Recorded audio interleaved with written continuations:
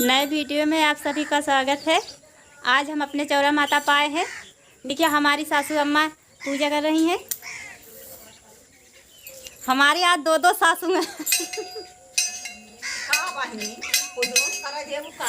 नहीं अम्मा कैला जवन है हाँ दुलाहिन तो काहे थे बरात चलाता है तो बरात भूखी हमेशा तोहरे पेटवा हमेशा खात रहा अम्मा बताई नहीं प्रसाद आई है यहाँ नाते खा ले टाइम होता है खाने के टाइम होता अभी टाइम पूजा सब करा भूख लग रही है अम्मा प्रसाद आई हमके थोड़ा सा खाई ले जाओ ना लड़का खाए तब खाए चाहे कि पहले तू ही खाए देखा माई हम तो हाल लड़का ही है हमारा लड़का तो हारे दो लड़का है आप लड़का देख अपने पति हमारी चौरा माता है। आज हम अपने चौरा पर आए हैं।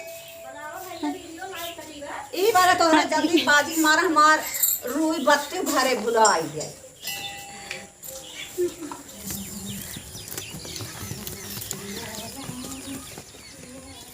देखिए उस तरफ जा रहा है।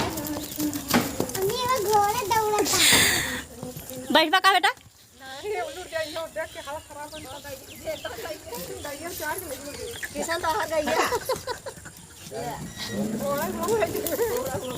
घोड़ो नहीं मिलता बाटा है यहाँ का हो थमाई।